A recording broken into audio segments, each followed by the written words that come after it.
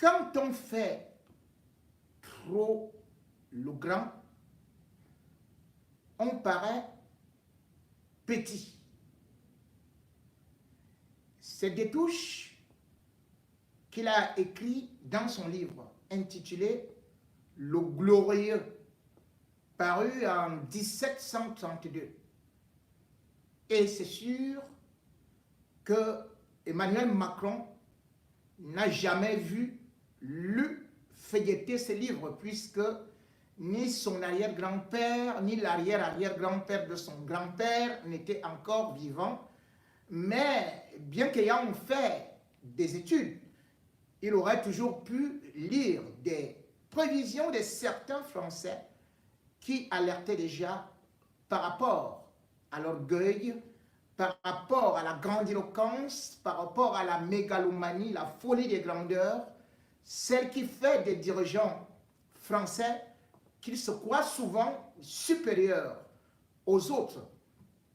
La France ne pouvait donc pas imaginer qu'elle pouvait être réduite ainsi en Afrique, rapétissée, huée, humiliée, chassée comme un petit rat d'égout. La France en difficulté dans un pays pourtant qui n'est pas développé. Le Niger vient de perdre donc le dernier maillon qui lui restait au niveau du Sahel, où la France avait une mainmise et régnait comme un roi dans un empire colonial. Il a suffi de quelques coups d'État et tout allait très très vite. Après le Mali, le Burkina Faso, voici le Niger. Et surtout, le Niger, la France voulait faire un bras de fer, étant convaincue qu'elle avait encore des possibilités de pouvoir dicter sa loi devant un pays qui est souvent présenté comme l'un des plus pauvres, sinon le deuxième pays le plus pauvre du monde. Un bras de fer qui finalement, à l'instar de David contre Goliath, est remporté par David. C'est au milieu de la nuit, à 4 heures, que l'ambassadeur de France est parti du Niger, la queue entre les jambes, avec ses collaborateurs, particulièrement 6, pour s'engouffrer dans l'avion, direction le Tchad, avant de regagner Paris. Oui, l'ambassadeur, qui était déjà presque réduit à une ration de misère, était obligé de partir. Emmanuel Macron, pourtant, était en train de se taper le torse en disant qu'il ne reconnaissait pas l'autorité des nouvelles forces qui s'étaient installées et qui avaient eu à détrôner Bazoum. Emmanuel Macron disait qu'il ne partira du Niger qu'avec l'accord du président qu'il considère comme légal, à savoir Mohamed Bazoum. Mais là, malgré tout ce qu'il a eu à faire comme menace, malgré tout ce qu'il a pu sortir comme artillerie lourde, et essayant également d'avoir la communauté internationale, sinon le bloc occidental, le bloc européen, plus la CEDEAO à ses côtés, Emmanuel Macron a donc échoué. C'est terminé au Sahel, puisque maintenant, la France doit tout simplement jouer en reculant. En reculant, mais pour finalement rester où? Puisque la France aujourd'hui ne peut avoir que quelques solutions qui d'ailleurs peuvent être compliquées plus tard. La première solution, peut-on dire, c'est par exemple le Tchad, qui n'est pas très loin, qui est frontalier au Niger. Le Tchad a déjà 1000 militaires français qui sont là-bas. Au niveau du Gabon, ce serait encore compliqué. Peut-on disperser ces militaires puisque au Gabon, la France a une base avec 400 militaires. Il y en a également un peu au niveau de la Côte d'Ivoire, allié historique, où il peut avoir 900 militaires français et surtout aussi au niveau du Sénégal, où 400 militaires français sont stationnés. Mais là encore, c'est très difficile parce que ce soit pour le cas du Sénégal, où on voit actuellement une certaine montée du sentiment anti-français, mais surtout, Macky Sall, grand allié d'Emmanuel Macron, ne va pas se représenter et on ne sait donc pas qui pourra remporter la prochaine élection et la société civile est vent debout contre la France-Afrique, contre la France. De l'autre côté également, au niveau de la Côte d'Ivoire, ça peut être compliqué dans la mesure où Alassane Ouattara, lui aussi, est arrivé presque au bout du rouleau. Il restera donc encore une possibilité d'aller à Djibouti, où se trouve une base française qui abrite 1000 soldats. Mais là-bas, et embouteillage, la France ne peut pas régner comme elle pouvait le prétendre, comme elle pouvait le faire au niveau du Sahel, où elle pouvait décider, elle pouvait bien sûr prétendre ne pas avoir de la rivalité. C'est donc terminé pour cette France qui aujourd'hui est en train de quitter les maillons forts, de perdre les maillons forts, de perdre ce qu'on pouvait encore dire cette terre qui lui était favorable. De 2013, où elle a été accueillie, jusqu'à aujourd'hui, qu'est-ce qui s'est passé? C'est que la France, en réalité, n'a pas compris les multiples avertissements qui lui avaient été pourtant donnés par des personnalités de la société civile. Les personnalités qui demandaient à la France de commencer à réfléchir et surtout de changer sa politique qui n'était basée souvent que sur le soutien aux dictateurs, sur l'exploitation des matières premières ou encore sur d'autres contrats qui étaient pratiquement celles de ce qu'on peut appeler la tromperie, l'escroquerie, la loi du plus fort. Cette France avait eu donc ces avertissements et je me suis permis de vouloir vous faire écouter cet avertissement qui pourtant lui avait été lancé par un grand intellectuel malien, un grand intellectuel africain, mais malheureusement, la France n'a pas écouté. Mais en tout cas, si la France ne révise pas ce que Sarkozy et Hollande sont en train de faire, dans 20 ans, dans 30 ans, je serai loin, loin, loin, loin, loin, mais le Mali ne sera plus du tout un pays francophone. Et la contagion est dans, on verra.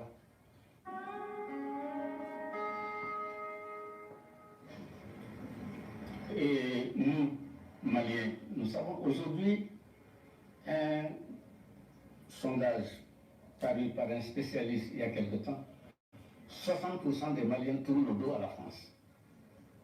Alors qu'en janvier, 60% des Maliens tournent le dos à la France. Alors qu'au moment en janvier 2013, nous avions le drapeau français un peu partout ici, à côté du drapeau malien.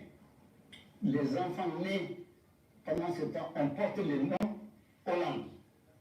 Il y a des milliers. Nous avons tout fait pour porter la France haut, mais la France jouait. Les dirigeants français jouaient, les policiers français jouaient. avec nous. Le Drian a dit, les Touaregs sont nos amis. Il dit, oui. Ensuite, le Drian a dit, il y a quelque temps, les Maliens devraient se souvenir. Mais est-ce qu'ils se souviennent de lui? Les tombeaux des Touaregs qui sont à Paris, qui sont un peu partout en France, ce n'est pas des Touaregs. Ce n'est pas des gens du Nord. C'est des Koulibaly, des Diarra, des Traoré, des Ndiaye, des Gueye, etc. Il oublie. Est-ce que lui, il a de la mémoire? Est-ce qu'il y pense? Lui, comme Alain Juppé a dit, dès le début de la guerre, oh, les Touaregs ont marqué des points, il faut négocier. Quelque chose de préparé à l'avance. Faites un début, nous allons les pousser à négocier. Et vous aurez ce que vous voulez. Mais nous ne sommes plus des débiles, c'est fini. Nous ne sommes pas des naïfs, c'est fini. Nous ne sommes pas des enfants, des infantiles, c'est fini. C'est fini, nous savons. Si le MNLA, c'est la France qui est derrière le MNLA, pas la France, les politiciens français, les Libyens, les ALGP, tout ça, ce sont eux qui sont derrière le MNLA. Il y a des écrivains français qui sont avec nous, avec le peuple. Quelqu'un certain, M. Boucher, j'ai lu ses écrits. Je ne le connais pas. Je ne le connais pas. Mais lui, c'est un Français. Les autres, c'est quoi? C'est des politiciens. Ils vont venir, ils vont passer, ils vont laisser la France et le peuple malien. Leur jeu est connu, leur jeu est clair pour nous. Nous savons, mais qu'ils continuent. Ils auront peut-être une bataille. Parce que nous sommes faibles, nous n'avons pratiquement pas d'armée. Un général français a dit que l'armée malienne qu'ils ont trouvée est une armée déstructurée, démotivée, sous-équipée et minée par la corruption. Nous n'avons pas d'armée. Mais c'est une affaire d'un temps. Nous avons tout le temps, notre peuple a tout le temps pour se réarmer, pour se préparer et pour combattre. Combattre, c'est notre habitude. Nous savons ce que c'est, combattre. Nous ne sommes pas nés d'aujourd'hui. Le peuple malien n'est pas un peuple fabriqué par la colonisation. Mais non, mais non, mais non. Nous avons une histoire profonde. Vous savez, le grand Dieu Bazoumana, le grand, m'a dit un jour, nous avons une musique qui a été jouée à Zoukaïnane. Je lui dis, ah bon? Elle dit oui, cette musique s'appelle Baudi. Vous savez qui était Zoukaïnane? C'est Alexandre le Grand. 3 siècles avant l'ère chrétienne. Cette musique s'appelle Baudi, chez Boucher. Nous avons une musique qui a été jouée aussi à Smango Kanté. Et cette musique s'appelle Sou, le chevaux. Vous savez, nous ne sommes pas nés hier, aujourd'hui. Nous sommes profondément ancrés dans la terre de nos pères et des pères de nos pères. Nous sommes conscients de ce que nous sommes. On ne peut pas nous vaincre parce que nous sommes faibles aujourd'hui, on ne peut pas nous vaincre éternellement, ce n'est pas possible. Ce n'est pas possible, ils auront un temps. Mais la vérité a tout le temps.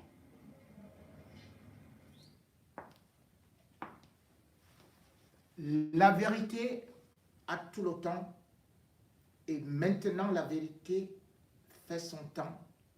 La France fout le camp finalement. Mais comment? Parce que la France n'a pas compris également qu'elle avait beaucoup d'intérêt en Afrique.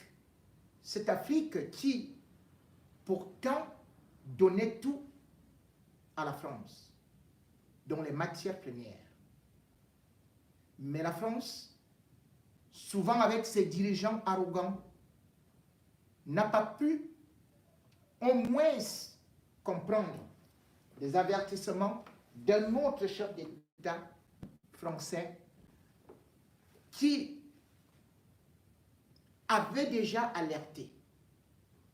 Lui, c'était Jacques Chirac.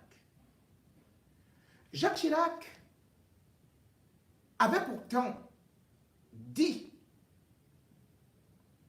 aux Français et aux politiciens que tout ce qu'ils ont dans leur porte-monnaie, ça venait de l'Afrique et que cela ne nécessitait pas une générosité, mais juste le bon sens. Je vais essayer de relire peut-être cette citation de Jacques Chirac que je peux avoir ici.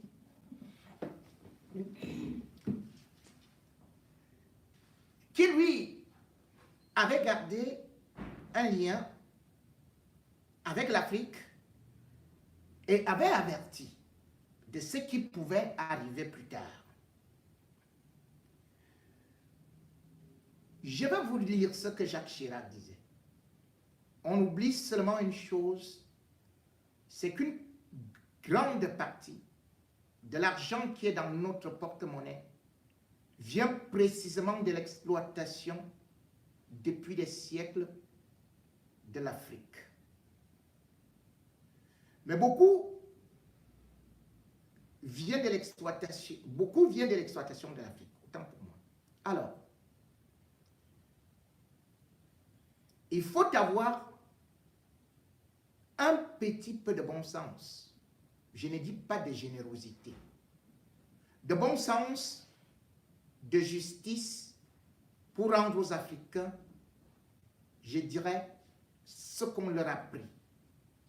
D'autant que c'est nécessaire si on veut éviter les pires convulsions ou les difficultés avec les conséquences politiques que ça comporte dans un proche avenir. Ce proche avenir est donc arrivé et l'argent justement que la France peut avoir dans son porte-monnaie, c'est aussi dû à cet argent de ce qu'on a imposé aux Africains comme le franc CFA. La France risque donc de perdre très très gros parce que aujourd'hui, les États africains et particulièrement sahéliens, les trois qui se sont rebellés, ont créé une alliance qui est devenue AES pour l'assistance, la coopération, mais aussi ces États aujourd'hui qui ont renoncé et tourné complètement le dos à la France. La France risque donc de perdre également certains acquis, comme par exemple l'uranium au Niger, pays très pauvre, mais l'uranium a des matières premières. Et le site, par exemple, d'Iramen risque de ne plus revenir à Orano, qui est une société française. Bien plus, il faut savoir que ces États aujourd'hui peuvent avoir le bonheur par devant, puisque ce sont des États qui peuvent exploiter dans un avenir très proche, bénéficier de leur pétrole, de leur or, et le monde comprendra finalement que ce ne sont pas des pays très pauvres. L'autre erreur de la France, bien sûr, qui a souvent été reprochée, et il faut d'ailleurs écouter le discours de ministre malien, ministre d'État au niveau des Nations Unies le 23 septembre 2023, M. Bazier a été clair pour dénoncer encore le franc CFA, exprimant que ce n'est pas une monnaie africaine, mais une propriété de la France selon le Code civil français en son article 454. Et d'ailleurs, comment ce franc CFA a pu encore rester là, puisque aujourd'hui, la souveraineté peut aussi être monétaire. Cette souveraineté, beaucoup ont souvent vu un jeu de dupes, puisque la monnaie africaine étant plutôt fabriquée en France, et le franc CFA de l'Afrique centrale étant complètement différent du franc CFA de l'Afrique de l'Ouest. Et pourtant, ce sont les mêmes pays francophones. Aujourd'hui, les panafricanistes se lèvent. C'est une jeunesse qui a besoin de changement et qui a besoin de couper le cordon ombilical paternaliste, qui veut prendre son destin en main. Et ce destin, bien évidemment, ça pourrait, après le départ des ambassadeurs, après le départ des militaires, après le départ des sites de l'uranium, ce sera certainement aussi la fin du franc CFA. Le franc CFA, c'est une monnaie qui n'est connue que par un décret signé par De Gaulle. Le décret qu'on dit 01-36, ou plutôt, on peut dire le décret 45/01-36 du 26 décembre 1945. C'est ce décret-là qui est signé par De Gaulle avec le ministre des colonies, avec le ministre des Finances. Tout ça, c'était les Français. Il n'y avait aucun Africain dans la signature de ce décret. On ne sait pas comment ça a été négocié, mais cela a été imposé aux Africains. Une monnaie qui ne peut pas s'échanger en France. Une monnaie qui n'est pas reconnue par la France, mais qui est produite par la France. Une monnaie qui n'appartient pas à l'Afrique, mais qui appartient à la France, dont on peut d'ailleurs soupçonner qu'elle détient le brevet d'invention. La France donc est en difficulté en ce moment, d'autant plus que cette France est accusée souvent de s'immiscer dans certains coups d'État. Combien de panafricanistes ont été tués? Combien de panafricanistes ont été assassinés juste parce qu'ils revendiquaient la souveraineté? On ne reviendra pas à refaire l'histoire de Thomas Sankara. On ne reviendra pas faire l'histoire peut-être de ceux-là qui, les premiers, voulaient déjà aussi une certaine autonomie financière avant. Monétaire, ne serait-ce qu'au Togo. On ne va pas parler de tous ceux qui, avant, ont subi les assauts parfois impérialistes.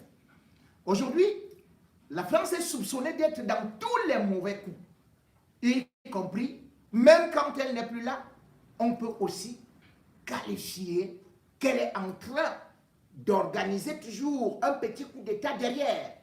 Et d'ailleurs, grande était notre curiosité ou alors même notre indignation de constater que certains hommes des services secrets passaient au niveau des télévisions françaises pour dire qu'après le départ du Niger, eh bien, il peut y avoir des opérations de déstabilisation.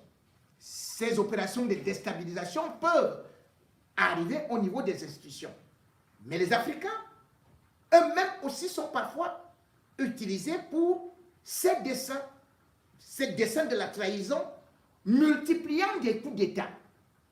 Actuellement, lorsqu'on essaie de regarder, la France est en train de partir.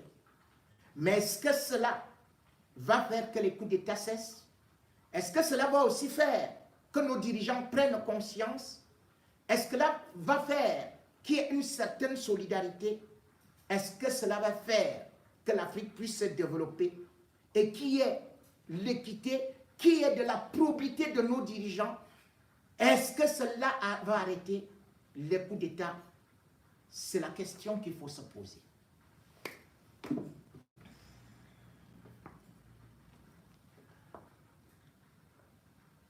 Les coups d'État sont à la mode en Afrique. Chaque coup d'État appelle presque un coup d'État dans la mesure où, actuellement, on en voit presque chaque fois au niveau de l'Afrique de l'Ouest. Aussi, alors qu'il est porté en triomphe par son peuple, on a appris par le communiqué du gouvernement que le président de la transition au niveau du Burkina Faso, Ibrahim Traoré, le capitaine, a failli être déposé par un coup d'État. C'était des rumeurs qui ont commencé à s'enfler et puis le régime a bien voulu démentir cela en mettant d'ailleurs hors d'état de nuire le journal Jeune Afrique qui pourtant parlait des dissensions et des divisions dans l'armée. Jeune Afrique a été conduit, interdit dans le pays.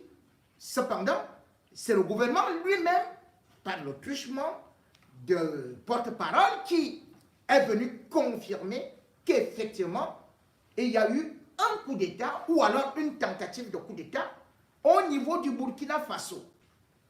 Ce coup d'État, selon le communiqué qui a été lu à la télévision, a été déjoué grâce à l'habileté des services de renseignement et aussi des services de sécurité. Ce coup d'État, nous renseigne-t-on, eh bien, était organisé, fomenté par des officiers supérieurs de l'armée burkinabé, dont certains ont été arrêtés, particulièrement 4, et 2 seraient en fuite. Et d'ailleurs, le gouvernement qui condamne ce coup d'État, parlant de déstabilisation des institutions et surtout de ce qu'on peut appeler la bonne voie pour récupérer les territoires, pour combattre le terrorisme, le gouvernement appelle le peuple burkinabé à pouvoir l'aider pour dénoncer, pour témoigner, si jamais le peuple détient quelques informations relatives au coup d'État. Ça peut s'appeler la délation parce que tout un chacun peut aller témoigner, tout un chacun peut aller vendre la mèche. Mais cependant, même si ce coup d'État a été déjoué, et même si on a vu la jeunesse sortir, venir soutenir Ibrahim Traoré, suite aux appels de détresse, on peut aussi s'inquiéter de ce qu'on peut appeler cette instabilité qui risque d'être finalement légendaire, qui risque d'être chronique, qu'après un coup d'État, c'est encore un coup d'État. Et il faut se dire, aujourd'hui, le capitaine Traoré n'a pas eu à faire plus d'1 an au pouvoir. Lui-même, il est arrivé au pouvoir après avoir renversé l'un de ses compatriotes qu'il soutenait, justement le lieutenant-colonel Paul-Henri Damiba. Eh bien, il a été renversé le 30 septembre dernier. Et cette fois-ci, on lui accusait, lui-même qui a aussi eu à renverser, bien sûr, Kaboré, qu'il n'avait pas réussi à endiguer le terrorisme, qu'il ne parvenait pas à protéger les militaires, qu'il ne parvenait pas à récupérer les territoires qui étaient sous le joug des tribalistes, et que bien au contraire, on voyait des attaques terroristes se multiplier avec des assassinats des civils, des assassinats des militaires, dont des gendarmes, qui certains avaient été pris à partie ou alors surpris, étant affamés et ne pouvant rien faire, n'ayant pas d'armes pour pouvoir s'opposer, avaient finalement eu à succomber le 26 septembre. Des événements avaient terriblement choqué l'opinion nationale burkinabé, de telle sorte que lorsque Damiba, pourtant qui était arrivé au pouvoir, applaudi par la population, lorsqu'il a été déposé, eh bien la population s'est d'abord calmée, mais la population a été réactivée par le sentiment anti-français lorsque les nouvelles autorités, sous la houlette d'Ibrahim Traoré, ont annoncé que Damiba se serait réfugié dans un camp militaire, ou plutôt dans une base militaire, non loin de la capitale. Cela a révolté. Et cela a redonné le sentiment patriotique du peuple burkinabé pour se mettre derrière Damiba, derrière plutôt Ibrahim Traoré, considérant Damiba comme étant un pion de la France. Ainsi, Damiba a été totalement vomi et Traoré, 34 ans, est devenu le nouveau président, incarnant un peu Thomas Sankara, qui n'est jamais parti de la mémoire des Burkinabés.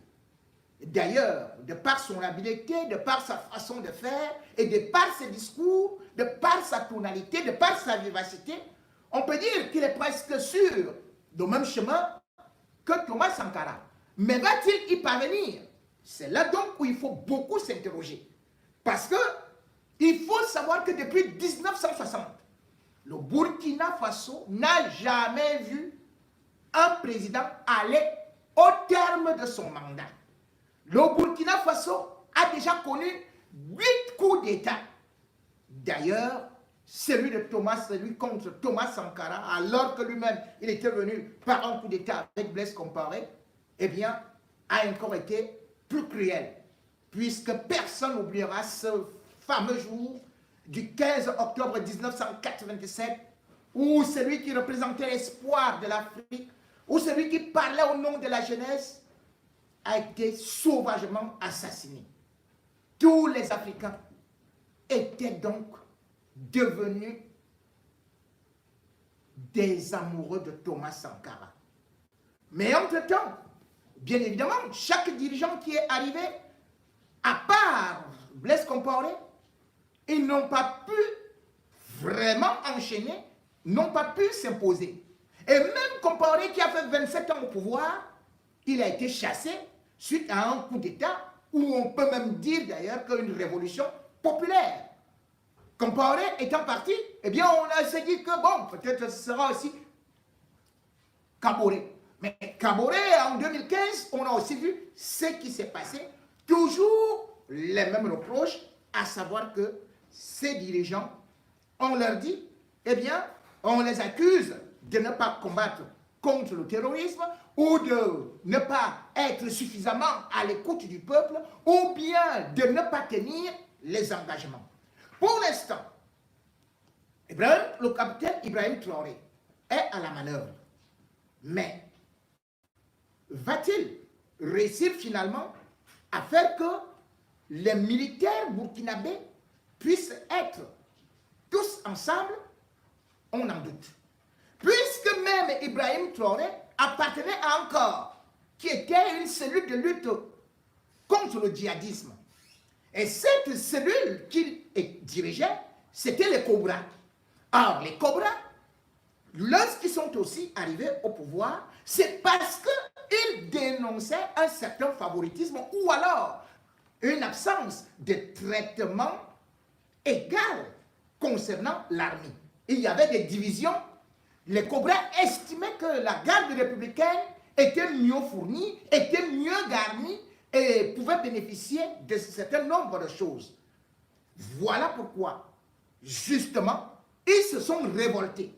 L'armée burkinabé est donc souvent habituée à s'auto-mutiner. Bien évidemment, on dit aujourd'hui que le chef d'état-major, qui serait à la tête de la nouvelle mutinerie, aurait bénéficié de quelques intelligences extérieures et particulièrement de la France. Je n'ai pas de preuves pour l'instant. Peut-être que les nouvelles autorités nous les donneront, puisqu'on parle d'ailleurs d'un financement de ce coup d'État à hauteur de 100, voire 200, voire 300 milliards. Comment est-ce que cela a été fait? On dit que ça a été peut-être fait par Alassane Ouattara ou alors par une autre main, mais toujours est-il que au niveau du Burkina Faso et concernant aussi ces coups d'État, ça devient terriblement récurrent et on ne peut pas avancer avec une succession de coups d'État. Il faudrait que les institutions puissent se stabiliser. L'élection qui avait été promise le 24 juillet en 2024, c'est-à-dire en juillet, aura-t-elle lieu? On ne le sait pas, puisque celle du Mali, elle aussi, n'a pas eu à avoir lieu. Peut-être faudrait-il donner encore assez de temps à la transition, on n'en sait rien. Mais toujours est-il que cela doit être négocié avec la société civile également.